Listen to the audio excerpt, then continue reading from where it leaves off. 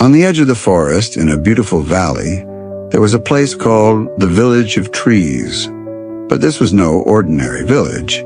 Here, animals wore clothes like humans, spoke like them, and were skilled in their own professions. It was called the Furry Village, a place where animals had adopted a human-like lifestyle while staying close to nature.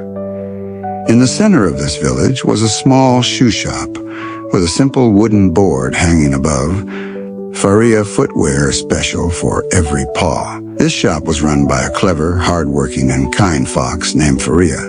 Since childhood, Furry loved to fix, mend, and create things.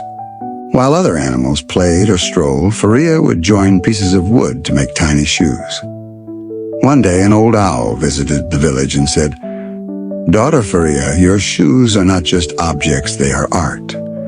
You are the forest's first shoemaker who has given honor to craftsmanship." From that day on, Furry made it her mission to give every animal a shoe that perfectly matches its steps. Furry's shoes were unique.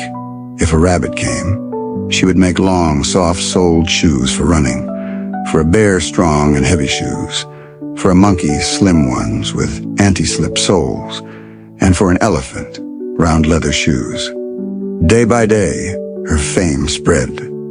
Even the king of the jungle, King Zafar the lion, ordered his shoes from her for his coronation ceremony. He said, "Furry, you shall be the royal shoemaker of my court."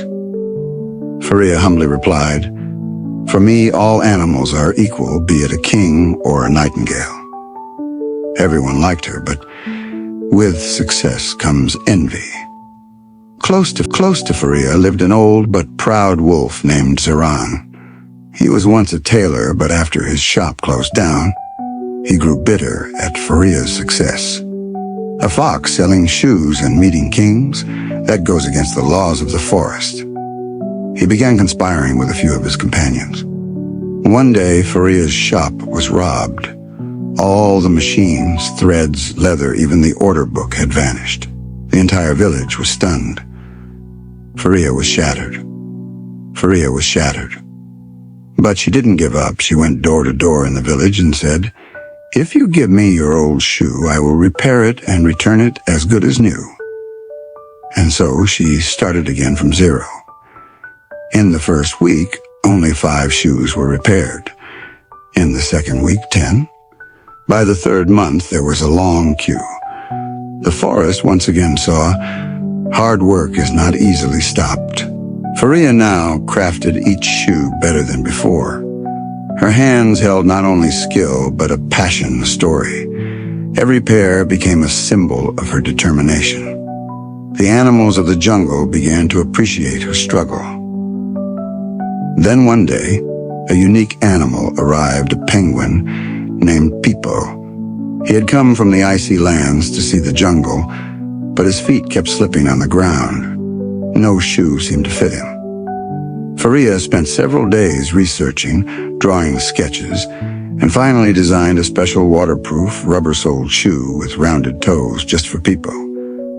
Peepo danced with joy. "Furry, you're not just a fox, you're an inventor." Peepo returned to his icy homeland, and the tale of Furry's fame now spread beyond the jungle to mountains, plains, and oceans. Next to her shop, she opened a skill learning center where young animals came to learn shoemaking.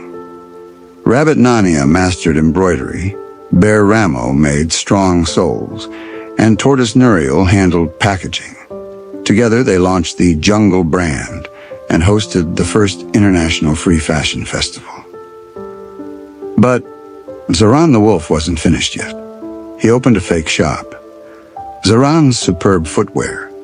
He copied Furry's designs, but sold poor quality products. One day he accused Furry. "This fox is leaking the jungle's secrets to foreign animals." The case went to the Jungle Council. King Zafar the lion ruled that both would be investigated. For 3 days, inquiries were held. In the end, Tortoise Nuriel presented fake receipts from Zaran's store as evidence. The Lion King exiled Zaran from the jungle and declared, The shoe of truth always stands firm on the path of lies. Faria started a project in the jungle called Shoes for All, where every poor animal received a free pair of shoes. She said, "Every paw matters to me because every path is a journey, and every journey needs a shoe." Now, the children of the jungle saw Faria as a mentor. The youth learned skills from her, and the elders blessed her. One day, a wooden plaque appeared outside her shop. Someone had written, "Where there is pure intention, the path creates itself, and so does the shoe." Epilogue. A lesson. A legacy. Faria the fox was no longer just a shoemaker. She had become a symbol of skill, of service, of honesty, and of a new way of thinking. Whenever a child wore new shoes in the jungle, they would ask, "Are these Faria's?" And the answer would be, yes, made with heart, shaped by hand, and stitched with intention.